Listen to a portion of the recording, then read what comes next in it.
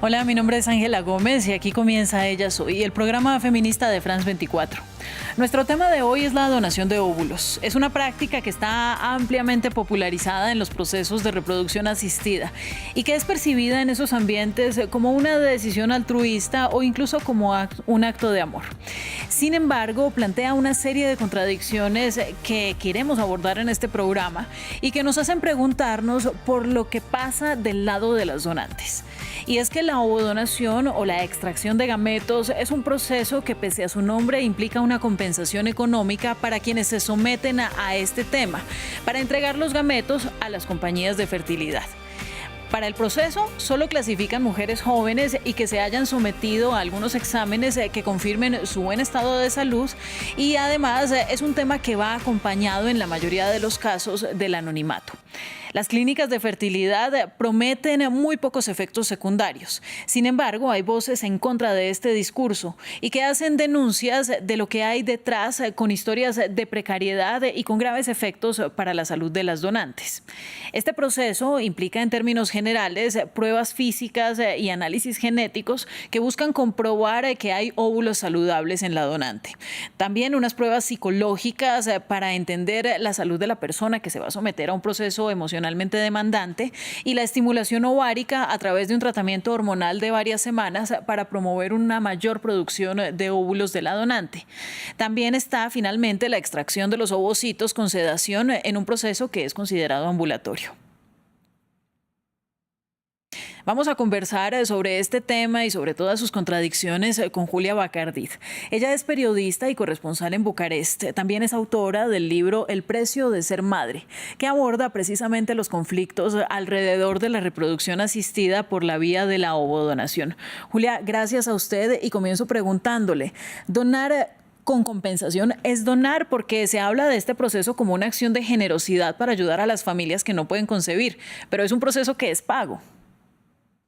Siempre se vende la idea de que la donación es un acto solidario hacia una mujer, ¿no? Hacia cualquier persona que quiere ser madre. Ese es el acto eso es un poco lo que se vende en la publicidad de la reproducción asistida.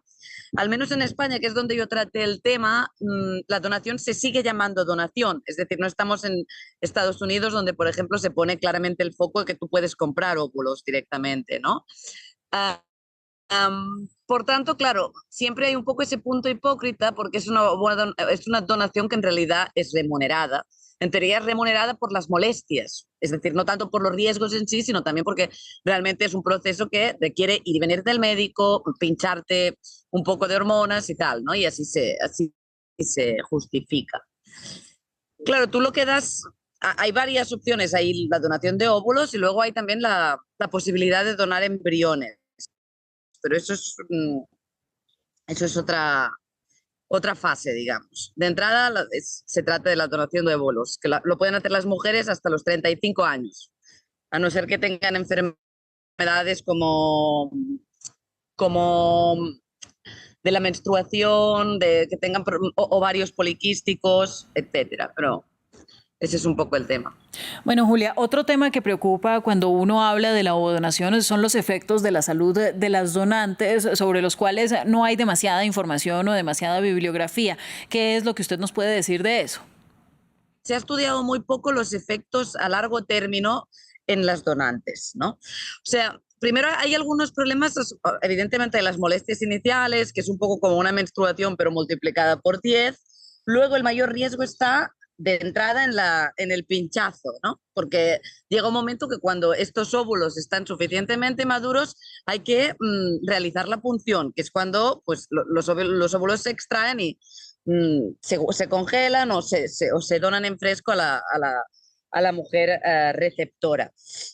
Hay un riesgo bastante alto en esta punción porque es una intervención un poquito complicada, como bueno, todas las intervenciones médicas tienen siempre riesgos, pero esta puede también, bueno, puede llegar a causar la muerte, y hay algunos casos, aunque bueno. Lo que pasa a largo término, esto es otro tema un poco complicado, porque tú cuando vas a donar óvulos sí que te hacen firmar una hoja que dice que eso no va a impedir que tú seas madre, que no te va a causar ningún problema, pero, pero no se sabe si eso va, por ejemplo, a hacer que tú tengas una menopausa precoz. Eso es una de las posibilidades, ¿no? Lo mismo pasa con las mujeres que son receptoras. El tratamiento para fertilizar es un tratamiento que en realidad lo que hace es acelerar la menopausia, aunque parezca contraproducente, ¿no? O contradictorio.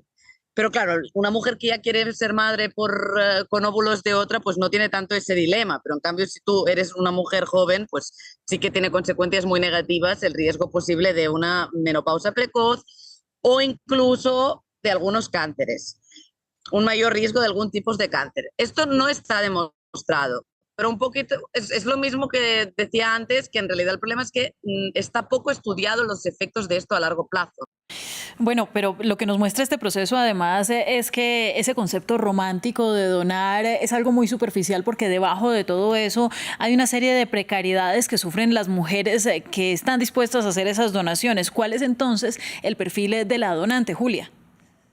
El perfil puede ser desde chicas universitarias con más o menos apoyo económico en casa, en algunas veces también se trata de, ¿no?, de un poco un gesto de libertad respecto a la familia, de poder tomar tú la decisión de ganar tu dinero y salir hacia adelante, pero por desgracia también en muchos casos pues de mujeres en el paro o con rentas muy bajas. En España, en el principio de la ovodonación, sí que me fijé cuando miré los datos, que es verdad que ya son datos del 2015-2017, ya están un poco desfasados, pero al principio de la ovodonación, del auge de la ovodonación, había muchas mujeres que además eran de origen migrante. Es decir, que en realidad te da bastantes pistas también, ¿no? Porque una mujer migrante tiene más números a veces de tener que acudir a vender una parte de su cuerpo, porque al final es esto, ¿no? Pues más precariedad, menos apoyo económico. Y bueno, también está luego el componente racial, porque una cosa que me sorprendió mucho en España cuando hice el trabajo de investigación es que buscan óvulos de mujeres que se parezcan a las madres potenciales, ¿no? Y por eso cuando yo fui les dije, fingí que quería donar óvulos para informarme un poco. Y como tengo la piel blanca y los ojos claros, me dijeron que yo era fantástica, que enseguida me encontrarían a una receptora. Y el motivo de este es sencillo, es que la mayoría de mujeres que se pueden permitir este tratamiento en España son o mujeres, algunas son españolas, pero muchas también son extranjeras de otros puntos de Europa que son blancas, ¿no? Y realmente hay esa ley de que la lógica de que los hijos nacidos tienen que parecerse al máximo posible a la madre.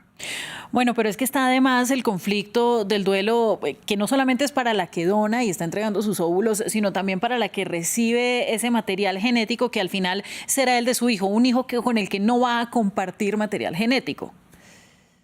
La que dona puede tener ese duelo. Yo he hablado con algunas mujeres que incluso tras la publicación del libro vivieron y me dijeron que ellas habían sido donantes y que después, tras ser madres, se les había removido mucho, ¿no?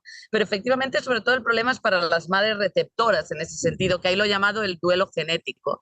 Respecto a lo que decías, normalmente, de hecho, los hijos sí son hijos del padre, porque la técnica ha avanzado tanto que el problema no es la esterilidad masculina, o sea, hay algunos casos de esterilidad masculina que son incurables, pero muy pocos, porque con las técnicas de in vitro es muy fácil coger, aunque sea un solo esperma, y inyectarlo dentro de un óvulo joven, ¿no? Por tanto, muchas veces lo que se da es que el hijo sí es hijo genético de la pareja, pero ¿no?, los niños son de óvulos de otra mujer, aunque esta mujer los ha gestado, ¿no? Toda esta cuestión de la genética que se pasa, yo creo que es mentira, pero sí es cierto, y eso es totalmente cierto, que tú cuando gestas un hijo lo gestas con tu sangre, ¿no? Es decir, los hijos de las mujeres que han recibido óvulos de otras mujeres sí que son hijos biológicos en ese sentido. Eso también es lo que me llamó la atención en este tema, que en realidad hay una diferencia entre ser madre genética o madre biológica, ¿no? Porque si tú das a luz a un niño, si tu hijo nace dentro tuyo con tu sangre en tu útero, pues es tu hijo biológico, pero efectivamente no comparte tus rasgos genéticos. Ya digo, a veces si los comparte, pues va a compartir seguramente el color de ojos, pero porque eso está estudiado, porque si tú vas a la clínica, quieres un hijo y tienes los ojos marrones o verdes, te buscarán una donante que tenga también esta línea, ¿no? Pero sí, efectivamente, algunas mujeres sufrieron un duelo postnatal peor por eso, por el hecho de saber que no, bueno, de tener dudas acerca de si ese es su hijo o no es su hijo, un poco como puede pasar con la adopción, pero aquí es aún más complicado porque en realidad tú sí lo has gestado, ¿no? No, claro, pero es que además, bueno, ya nos vamos quedando sin tiempo, Julia, pero tengo tiempo para una pregunta más y es sobre el anonimato con el que se realizan estos procesos de donación, porque la mayoría de legislaciones, incluida España, garantizan que es completamente anónimo, pero de luego está el derecho que tenemos todos a conocer nuestros orígenes. Entonces la justicia cada vez reta más este silencio alrededor de quién es la donante. Claro, este es el gran tema. Es decir, el anonimato es el motivo principal por el que a las clínicas españolas les va tan bien, ¿no? Porque el hecho de que las donaciones de óvulos, pero también las de esperma, que en España también son anónimas, sean anónimas, hace que haya muchos más donantes y muchas más donantes, ¿no? Y como España es un país donde la sanidad está bien, tiene suficientemente, una reputación suficientemente buena, mucha gente de otros lugares de Europa, incluso del norte de África o de otras partes del mundo, van a España por eso, porque hay mucha oferta de óvulos y de esperma, ¿no? Claro, esto entra totalmente en contradicción. Además, la legislación de muchos países europeos es muy estricta. Por ejemplo, en Alemania o en Francia, la donación o no es legal, creo que no se puede hacer en realidad, pero igual ahora ha cambiado. Es decir, un poco aquí coliden los derechos humanos, ¿no? Igual que todos los hijos adoptados tienen derecho a buscar sus padres, este es un derecho que está reconocido en el caso de la adopción. En el caso de las donaciones, esto frenaría muchísimo el negocio. Y ese es el problema y yo creo que tratarán de dificultarlo tanto como sea posible, ¿no? Porque, bueno, pues porque hay demanda de óvulos.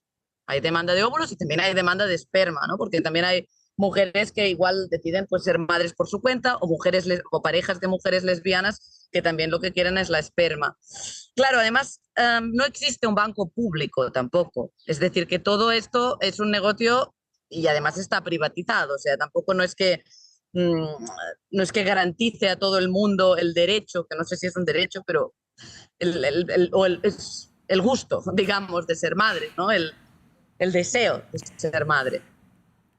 Pues bien, Julia, muchísimas gracias a usted. Ya nos quedamos sin tiempo. Es Julia Bacardí, periodista y autora del Precio de ser madre para ella. Soy de France 24. Nosotros nos vemos próximamente. Sigan con toda nuestra programación.